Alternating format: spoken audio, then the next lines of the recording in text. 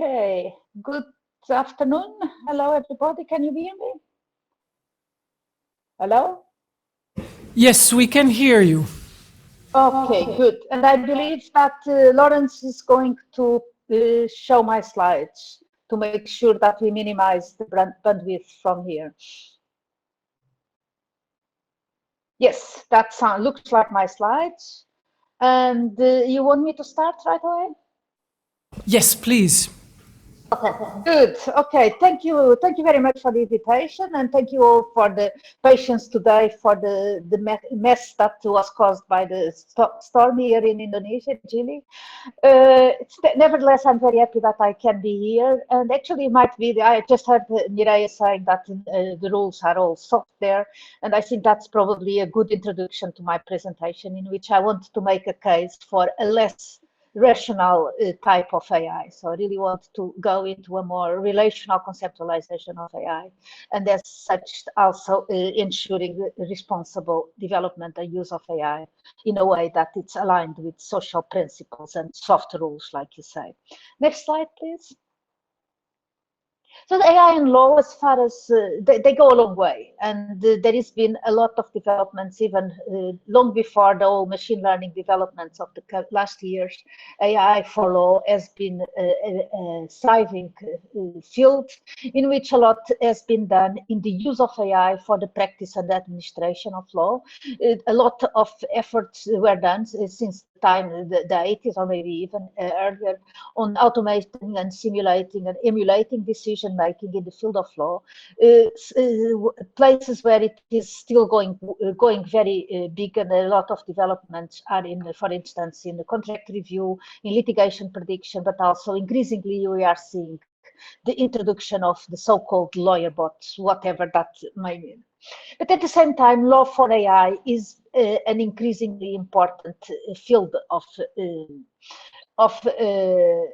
study on looking at the legal significance of the development and use of artificially intelligent systems, and also like we all know, and you probably have been speaking about that all day already, on regulating the use and development of AI, of which the AI Act by the European Union is one of the most prime examples. But in both cases, so far, we have looked at a very rational paradigm. And next, please.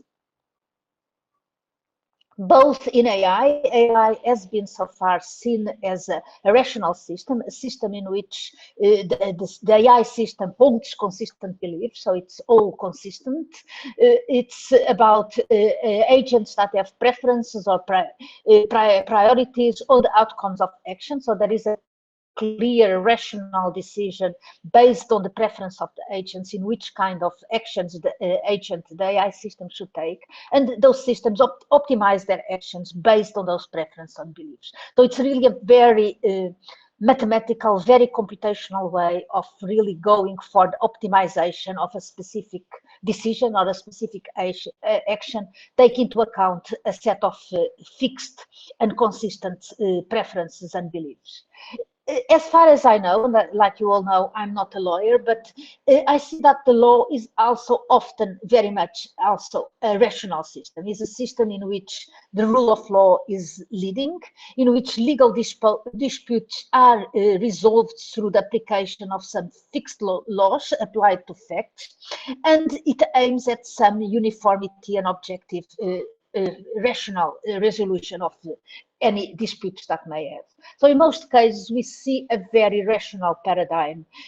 And I don't think that this rational paradigm is really going to be it, or we cannot only take into account the rational paradigm if we really want to develop and use AI systems and AI systems within the law, or law for AI systems, if we really want to take a responsible, socially human-oriented type of direction for this type of systems. Next slide, please.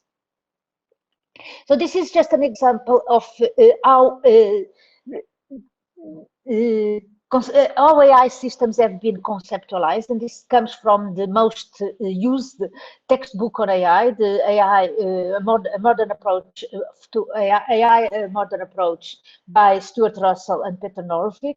It has been used still now by most or all AI introduction courses around the world, especially those courses which are given to computer scientists and engineers.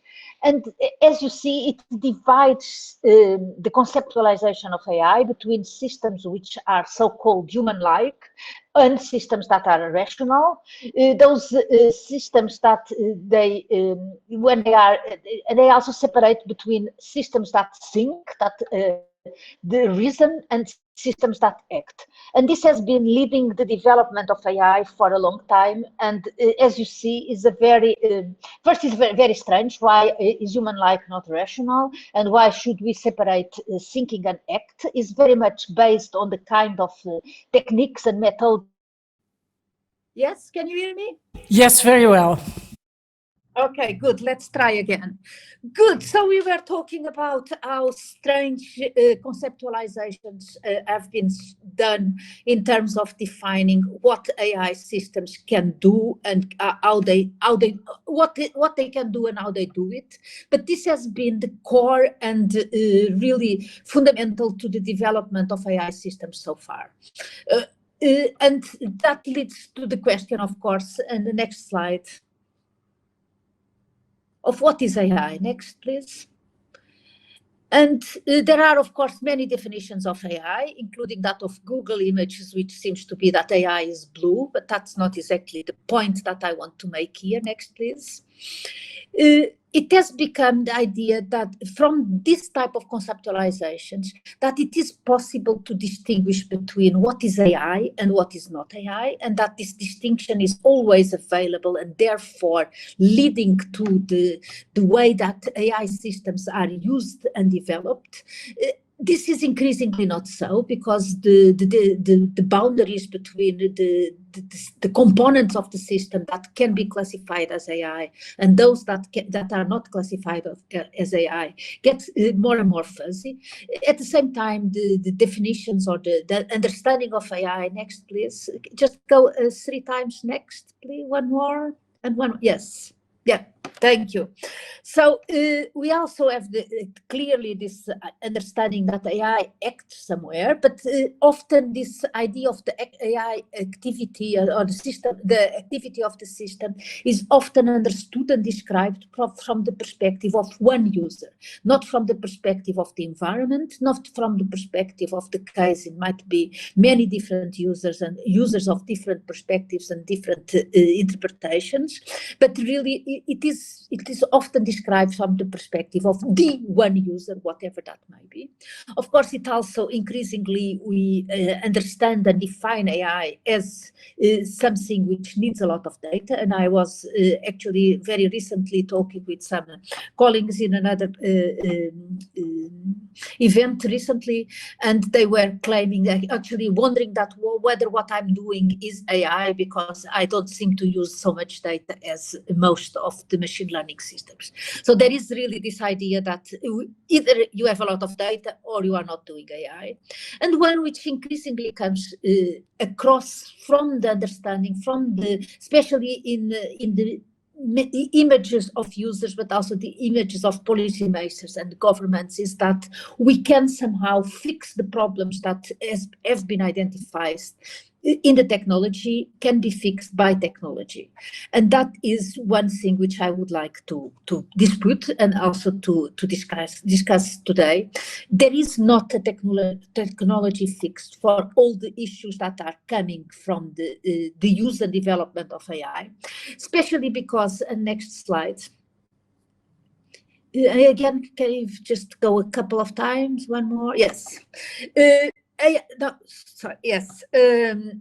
is an artifact and is built by people and using human data collected by humans and models and algorithms defined by people, even in the case that AI then is able to continue that development.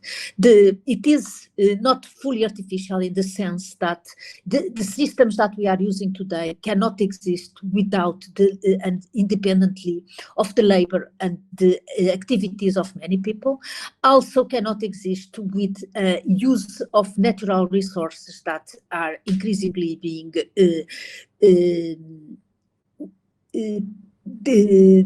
put in danger by the increased need by digital technologies and AI. So we cannot really fully distinguish the AI system from the societal environment in which it is being used. And at the same time, we also know, and please the next one, that AI is definitely not intelligent. So both the name is very ill named because it is definitely not intelligence, and in many cases we can also not really say that it is fully artificial. There is a lot that AI systems at this moment cannot do yet. For instance, all what is based and related to common sense reasoning, understanding context, understanding meaning, understand the slightly differences in context and in environment changes. It is all very difficult for current AI systems to understand, as it is to learn from very few examples and to learning some general concepts. And that makes that the AI systems that we are using today are extremely easy to trick or to be misused. And if we go into the next slide, and again, please just go one more. Yes, thank you. So we see that all these systems which are data-driven, systems which are based on the idea that we can learn to reason and learn to take a decision, to take an action based solely or based for a large part on existing data, it's increasingly understood as being problematic, not only in terms of the bias and discrimination that comes from the data collected and the ways that the models are defined, but also because the systems tend to be extremely brittle, both prone to error or by error or by attack. It's very easy to change 1 or 2 pixels in the system, and the system right away is going to go completely off in the type of predictions or the type of decisions that it is taking. The results that come out are very easy to change just by changing a slightly piece on the data. We also know that most times these systems are very much developed in a trial and error case. We just play with the data so long and with the model so long as we get something which we think it's reasonable, but there is very little engineering principles behind that really guarantee that the development of the system is done in a consistent and cohesive way. And also, of course, the more we base the systems on existing data, and data is always about the past, and data is never a natural resource, but is always constructed, the more we hope to use the data to lead us to decisions, the more we are dependent on or leading to the decisions which are aligned with the understanding of most, and that is not necessarily the best understanding in any specific case. So next slide, please. And that gets us to a couple of core concerns in the development and use of AI at the moment. One of them is this issue of datification, or the commodification of data, commodification of people, by assuming that that data is all there is and that we can derive everything from data. We all know that we and our environment and our reality is much more than the data that we have. We know that the data is constructed, like I say, and but increasingly we see that the existing and availability of data is taken as a metric, maybe not for success, but definitely a metric for deciding or not whether a system or a problem should be handled. And if there is data, then it's definitely a relevant and interesting problem to address. If there is no data, it's probably not either not a problem or not something which needs to be addressed.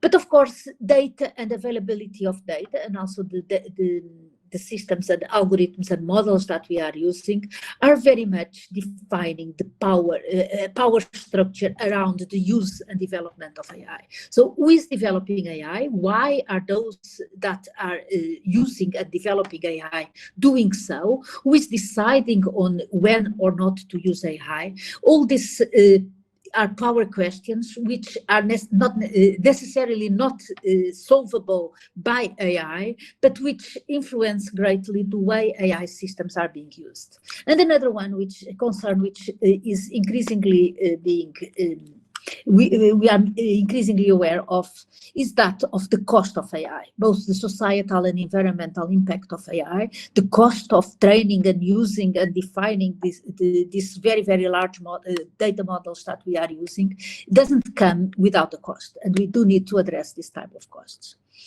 Next one. So, one more, please. Yeah, I think that's fine. Yes, that's. So the point I want to make is that when we talk about AI, it's not just about these computational systems, these algorithms or artificial intelligence systems, but we cannot really separate the computational system, the software system, from the societal environment in which it's developed, used, managed, monitored, governed, and so on. So we really have to take the whole socio-technical ecosystem as the unit of understanding the implications, the impact, and the effects of an AI system. We cannot really take the software alone. The software in itself doesn't exist in a vacuum, doesn't exist by itself. We really need to take this social technical environment with it, because there is no technology fix for all the ill effects of the software, and we need to try to address it from the perspective of the social technical environment around it. And it brings us to the type of, next please, the questions that we need to start asking as we decide to use and to develop AI systems. It starts by the questions of which decisions are we as society, we as users, we as individuals, which decisions do we think that should be taken by an AI system? As those decisions that have to do with plans and objectives, or are those decisions which have to do with aims and preferences and motivations? Are those decisions that benefit me, the single user that I referred before, or are those decisions that should benefit the group? And who is going to decide what is beneficial for the group, what is beneficial for me, and who is going to decide which side to go when we cannot align, and in most cases it's difficult to align the benefits for the group and the benefits for the individual. We also know that as AI is taking decisions, it is operating in a very complex space in which we also operate, and in which we know that what is legally allowed is not always that is socially accepted, and in some cases, and history has shown us, that is also not always what is morally acceptable. It depends on time, it depends on context. You just have to think about how capital punishment is legal in some parts of the world and really morally contested in many other parts of the world, to see that this is a very complex space in which we people have difficulties to address, but it is very difficult to design one of these rational systems which would be able to really take the right place in this complex space. Also because we can often not have it all, and when we try to optimize for complex abstract values, we need to make choices, and these choices are context dependent, are decision maker dependent, are society dependent, and we do need to be able to to address and to justify the decisions that we take in terms of selecting between security and privacy, or liberty and justice in cases in which those cannot be aligned. Those are complex issues that are very, very difficult to be addressed in an objective and rational way by a machine. Next, please. So what do we want AI to be? Are we really talking about systems that should be human-like, like in the old paradigm of AI? If we don't want a rational one, should we go human-like? What do we mean by a human-like system, and why we want AI systems to be human-like? We want these systems to be tools, but then which tools for who? And having better tools doesn't mean that people and those that hold those tools have less responsibility. It's probably even the other way around. By having better tools, those that hold those tools are more accountable and more responsible for what you do with those tools. Do we want AI systems to be simulations, as traditionally being defined as methods and models and theories to understand intelligence by building some characteristics of intelligence in computer systems? Do we want AI systems to be normative or to be descriptive? This is a very important one, and I think it's one in which the field of law really can help on understanding the difference. Do we want systems to define a better normative type of actions, or do we want these systems to just replicating current ways that actions and decisions are taken? Like I said already, it is not, often you cannot have both, and it really needs to be understood what are the consequences of going one way or another. And that leads us to a lot of the stereotypes that we have been seeing in AI, and the most current ones are stereotypes that, next one please. Yes, one more. Yep, we can see it all at once. Yeah, one back, yes, thank you. These are just very simple examples that I took using Stable Diffusion, this image generator like DALL-E and many others that exist, the very, very large language and image models. And you just have to ask it to generate an image of a nurse in front of a hospital, or an image of a doctor in front of an hospital. And the stereotypes that we somehow hold in our minds come back to us in an even bigger and more shocking way. If the one on the text, we don't really have to look at it, but I just changed African-American driver by a white driver, and the consequence was that one was released and the other went to prison or something like that. This is the text. The whole gray text was generated automatically from the very little hints that I gave, which are the white and yellow ones, and the result of the generation was very quickly very different. So again, it shows our own stereotypes and how our stereotypes permeate at this moment all what AI is, all the results that are coming from AI systems. But the stereotypes come further and go back to the conceptualization, this rational conceptualization of AI. And again, a very simple analysis of those stereotypes in the next slide, please.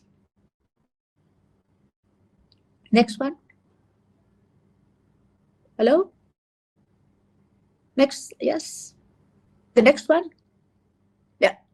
So if we look at now I think we have to go one back, please. Yep. So the stereotypes and the type of predicates that we associate with AI, and this have been studied by colleagues, come from this idea that AI is associated with efficiency, with rationality, with optimization, with autonomy, and so on. If we look at traditional way that we define stereotypes of masculinity and femininity, of Western and non-Western science or philosophies, then we see very quickly that the type of stereotypes that we associate with AI are stereotypes that are much more connected to a masculine and Western definitions of the world. And again, I'm being here very black and white, but the studies show that it's much more associated with the way this more masculine approaches and Western approaches than those that are defined by feminine studies and by non-Western philosophies. So even there, in the conceptualization of AI, the stereotypes come forward. And the next, please.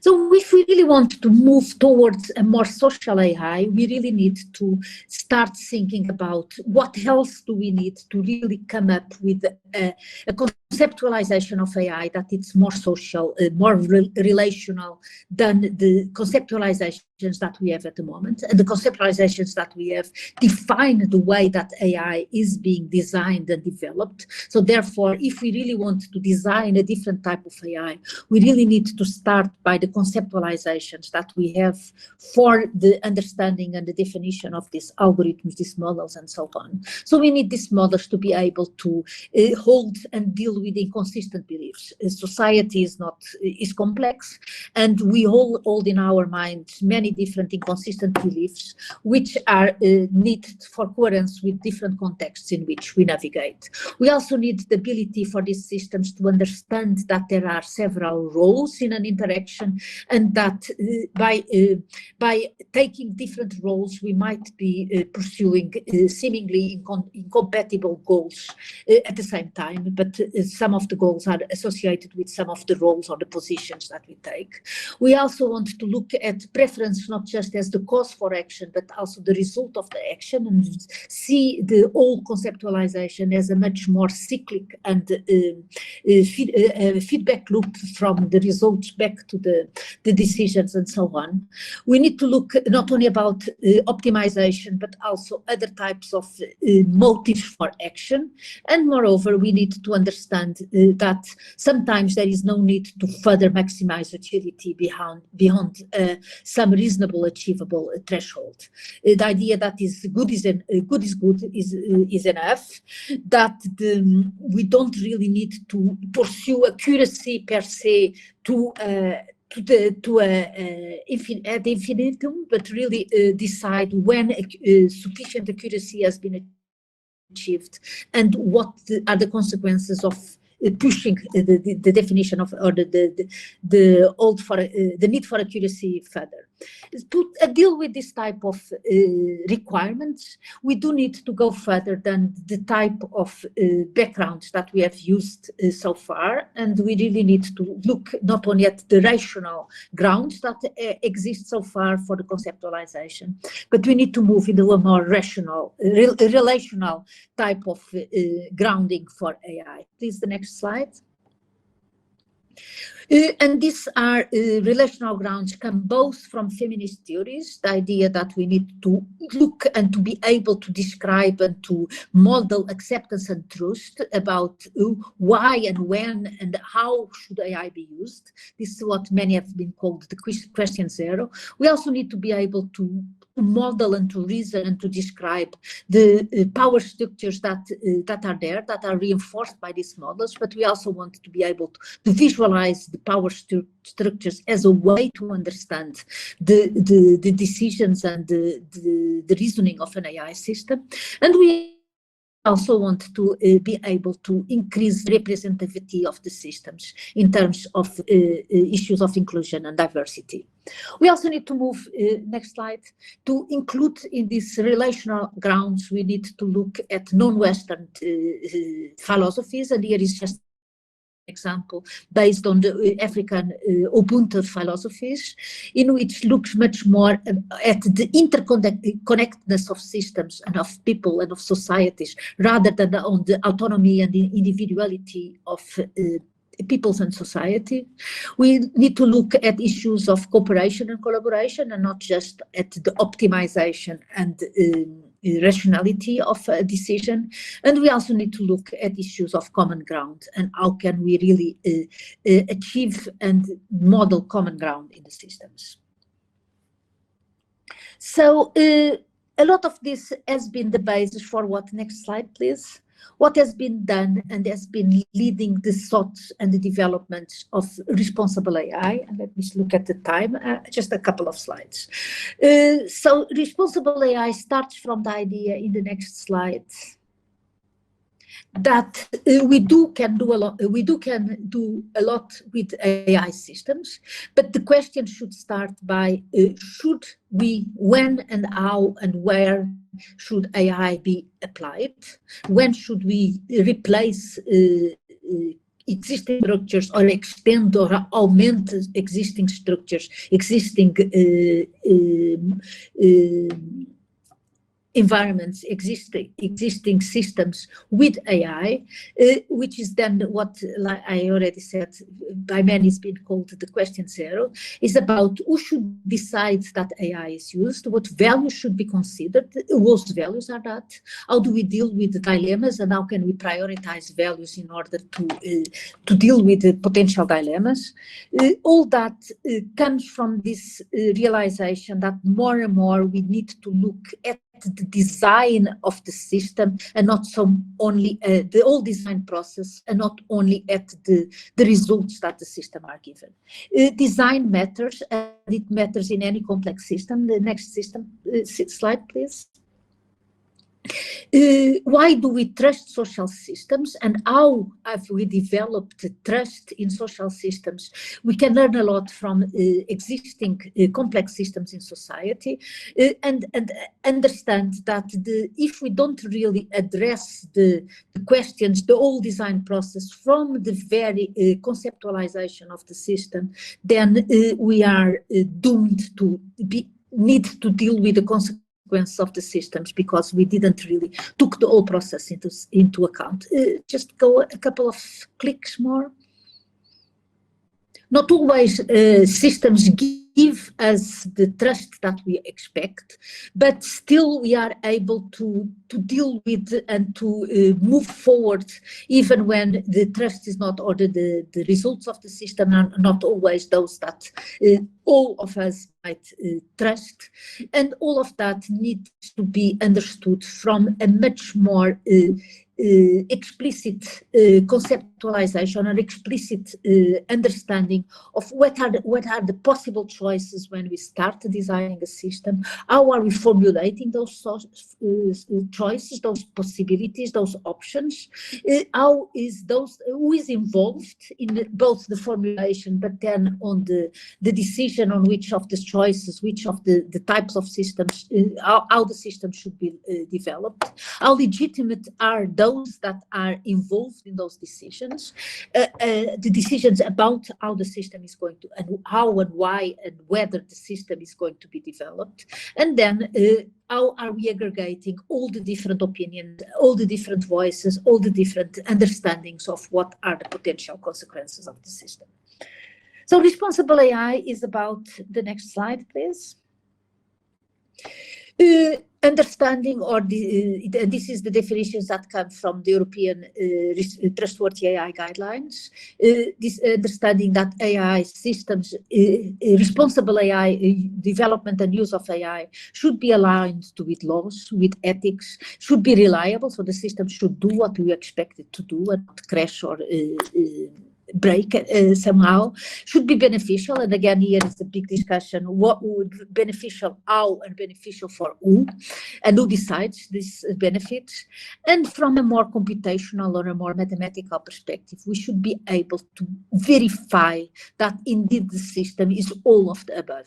It's easy to say that we want systems to be fair, or to be inclusive, or to be transparent. Is much more difficult to determine what does this mean in terms of the design choices that we have, and in terms of the interpretations and the engineering principles that we have, and how are those principles translated into functionalities and requirements for the system.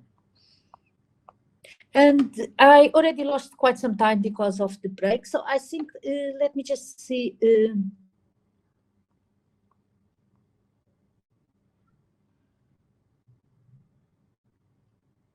So you can go move now a whole bunch of slides, because then we can go to the end. And I think that you all will be talking about all this. Just go on, quite some. Yes, we go on more. Wait, one more. Yeah, we can go one further, one back. Sorry, back. Yeah, let's go here, and then we go to the end, and then we have time for some questions.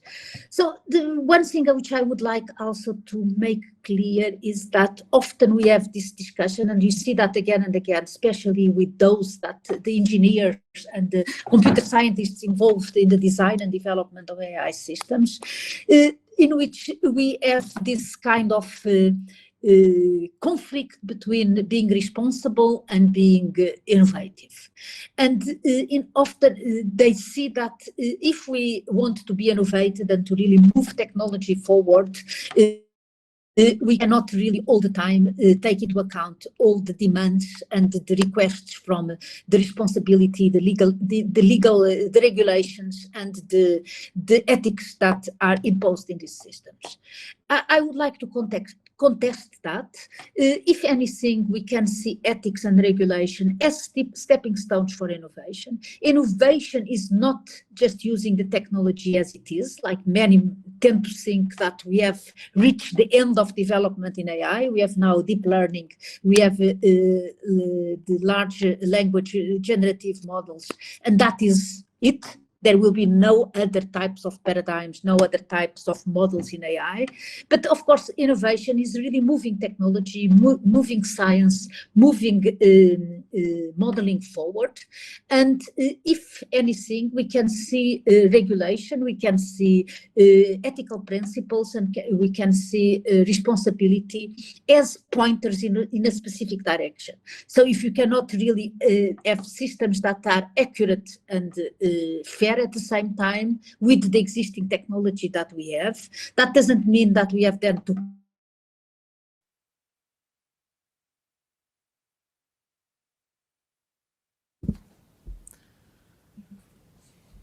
Yes, Virginia, we are not hearing you.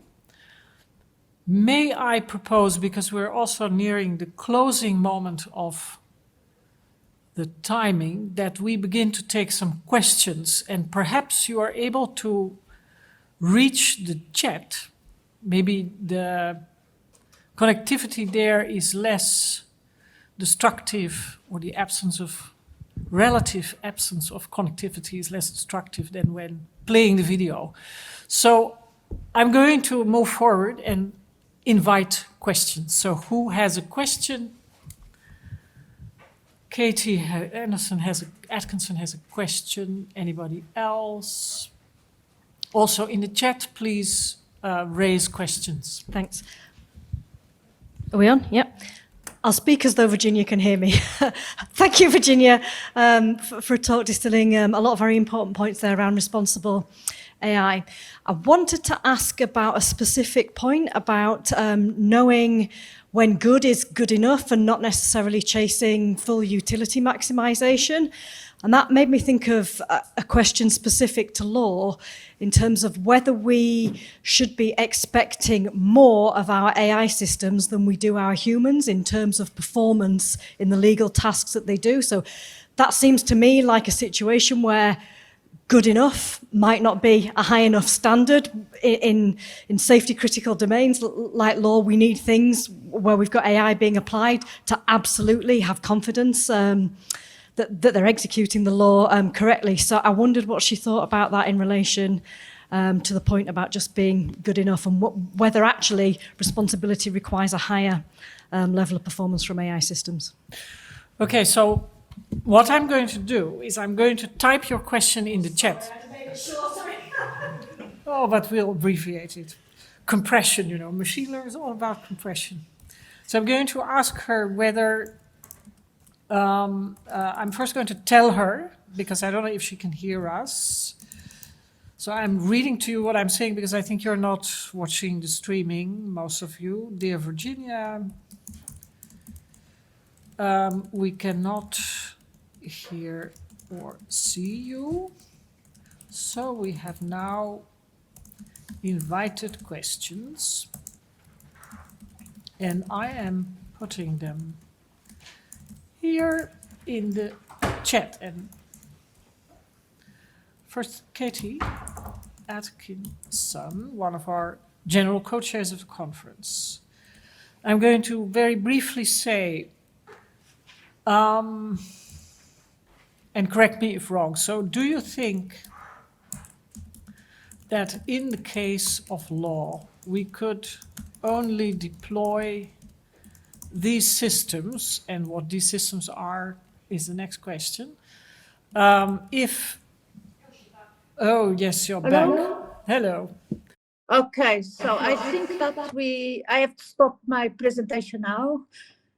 Sorry for the thing. It's clear that being in an island in the Balinese Sea is not the right place to be giving the presentations. I apologize for that.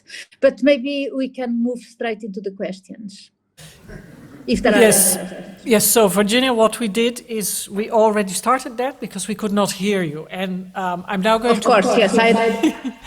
I'm going to ask Katie Atkinson, who asked the question, to repeat it, hoping that you can now hear us. Can you confirm that you can hear us? Yes. Okay. Hi, Virginia, it's Katie Atkinson. Thank you for a lovely talk, distilling all those important points about responsible AI. I wanted to pick up on a point that you made about not necessarily chasing utility maximization and knowing when good is good enough, and specifically relating that to law, because it's such a safety critical domain where perhaps good enough is not necessarily a high enough threshold to be deploying AI systems. And I wondered what you thought about responsible AI systems, whether they need to be shown to be as good as humans or perhaps performing even better than for them to be trusted to be used in practice. Thank you very, very much for the question. Maybe if you can stop sharing, then I might be able to see you guys. I don't know if you can see me, but anyway, thank you very much for the question. And indeed, it's good is not always good enough. I fully agree with that. But in sometimes we see that increasingly in AI conference that people are pursuing the accuracy of the system as per se, not anymore about whatever the system or the model or the algorithm can do, but the sport is to try to make your system 0.05% more accurate than the paper that you presented last year, and then next year you do it again 0.005%, and like that you move on and on, and there is a lot of people and a lot of efforts in that direction, just really making accuracy just a little bit more accurate. Of course, in many cases, and the threshold needs to be defined by sector, by context, by use of the system. The example that I give is that if the algorithm that Netflix uses to decide or to recommend you a movie for tonight, or the algorithm that Amazon uses to recommend you a book to read next, if those ones are not really fully accurate or not really the most accurate possible, but the increase or to make them more accurate would come with a significant increase in, for instance, computational costs, then we need to think about how much accuracy are we willing, or how much computational costs and therefore energy and storage and resources are we willing to pay for a 0.5% more accurate recommendation of a movie or a book? Those are questions that we are not asking at this moment. We are not really looking at how much accuracy costs and when do we really need to have this accuracy. Of course, in some cases, we do need more accurate systems, but again, we have to ask us, what are we making the systems accurate for?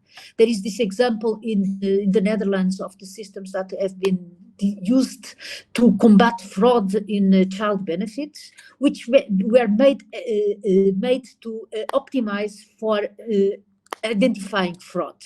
They were made so well accurate to identify fraud that they missed the point altogether of what or not what they were looking at was still fraud or was just someone who could not really understand or write correctly the answers to in the forms. So we do need to ask ourselves much more, not whether the system is the most accurate possible, but what does it mean to be accurate? What is the cost of accuracy? And are we optimizing for the correct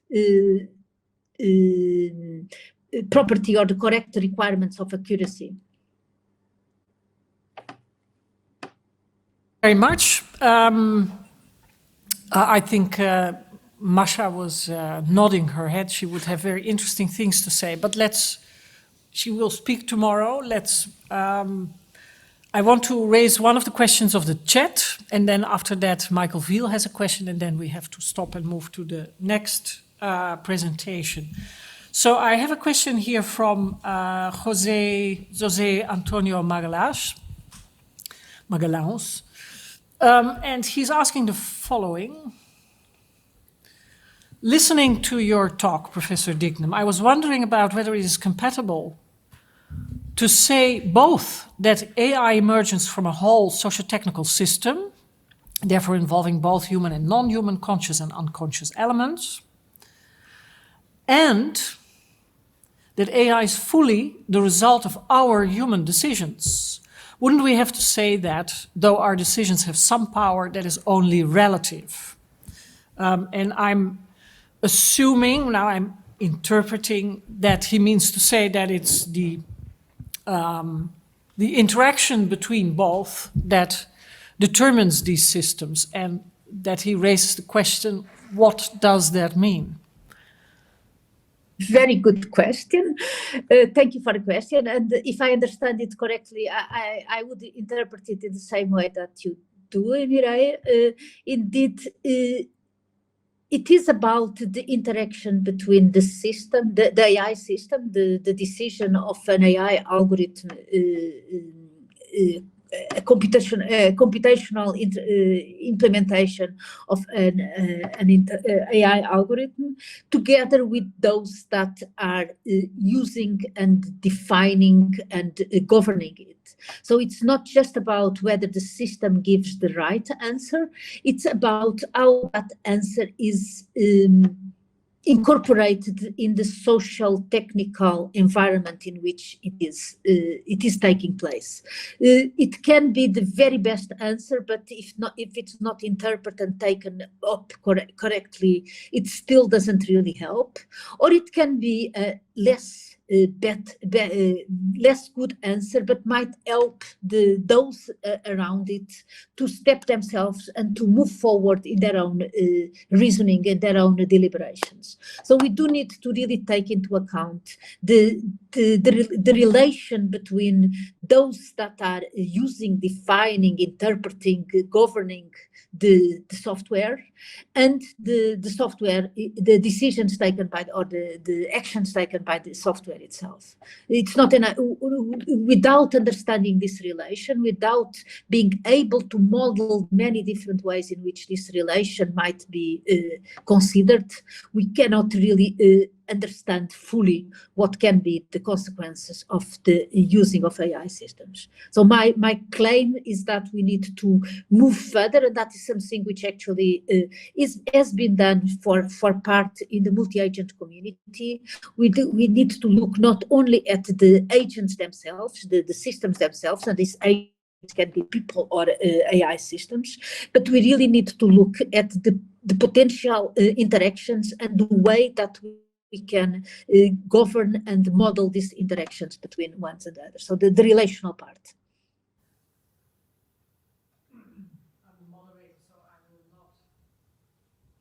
I'm moderator, so I will not go into it. We have a wonderful question, I'm sure, by Michael Viel. That will be the last question, please. I'll be very antisocial and face backwards, because I think Virginia can see from over here. So responsible AI, hi Virginia, responsible AI has become a really big and well-funded discussion area across the world. Lots of professionals are immersed in it, et cetera, et cetera.